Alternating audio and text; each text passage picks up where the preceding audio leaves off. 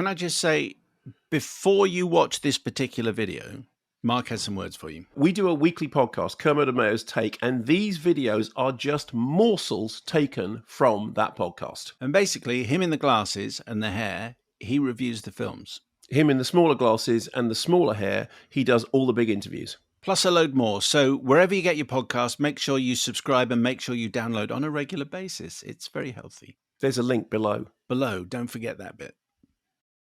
Box office top 10 this week at 14, Barry Lyndon, the 50th anniversary 4K restoration. An email from Tony in Todmorden. Dear Brian and Bullingdon, I have simply never seen a film shot on film that uses low light like this. You'll notice, I think, from this email, Mark, that Tony is a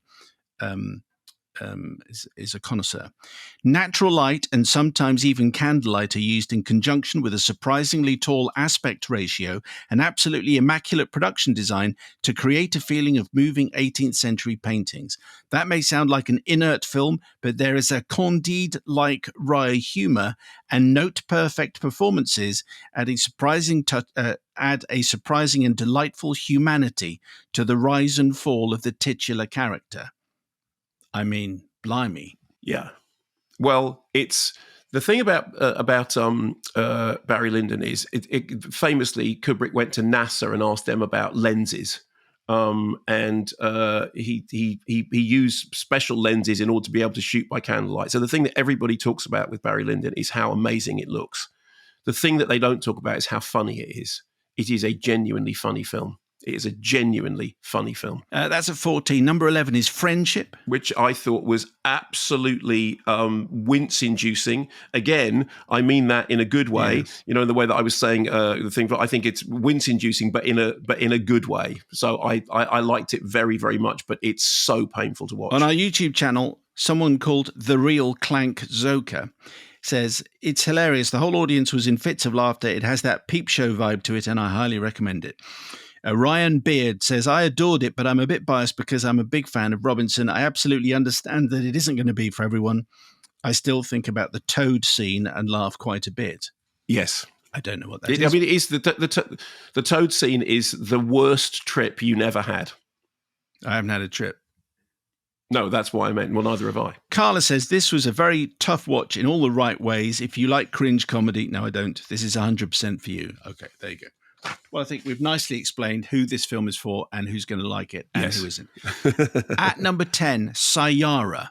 An email from Peter Sisson in Gloucester. I'm presuming this wasn't press screened, so you might need a review. Is that true? Yeah. Yeah, it wasn't, so thank you very much. So Peter says, Sayara is a Hindi language musical romance that takes a turn for the love story when, as in capital L, capital S, when our heroine finally gets her man at the same time as receiving a distressing medical diagnosis. It's a real roller coaster of emotions, and the music works well, bringing the story together. That's Sayara at number 10. Peter, thank you. Thank you so much for that. Number 9 here, number 9 in America, Lilo and Stitch. Animation to live action continues, and this is why. Elio is at 8. Which I liked more than some critics. It is completely mad. And that, again, as we said, neither you or I have ever tripped, but watching bits of Elio felt like I had. Number 10 in America and Canada. Number 7 here, 28 years later, which I think has probably done enough to... I mean, obviously the second one is filmed already. I think they've done enough to get a third. Yes, I absolutely want there to be a third now. Number 6 here and 6 in America, How to Train Your Dragon. Okay, you've already pronounced on that one. Once again, you know...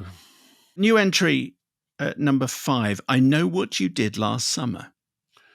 Now, we didn't review this last week because it wasn't press screened. However, I have now seen it, and we will do a full review of it in take 2. We would do it in this one, but we're a bit packed in take 1. So take 2, if you're not subscribing, you need to subscribe to get take 2. Number 4 here, number 4 over there, Smurfs. Well, it's a step up for James Corden, who goes from irritating rabbit to uninteresting Smurf. Well done. David Trainier says, I took my 3-year-old grandson to it, and he was mildly diverted, but that's all. Shame, as it was his first ever trip to the cinema. I found it synthetic, derivative, and mechanical. All the characters spoke with that same ironic, knowing detachment in a stream of empty quips popular in sitcoms 30 years ago. I don't know the Smurfs much, but I felt like anything that made them distinctive, aside from their appearance, was lost. Okay. Yeah, I mean, I think pretty much. 3 is quite young for a first Yes, cinema trip, I would say. it is, but the film does play very, very young. Okay. Number 3 here, 5 in America, is F1 the movie, F1, 4, and so on. Yeah.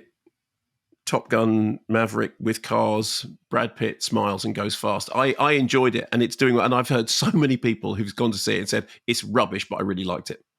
Number 2, Jurassic World Rebirth. I mean, I think it's well directed. I think the script is really bad. The more I think about the script, the more I think it's unforgivably poor. And I thought the film itself was dull, but I think Gareth Edwards did the best he could do with it.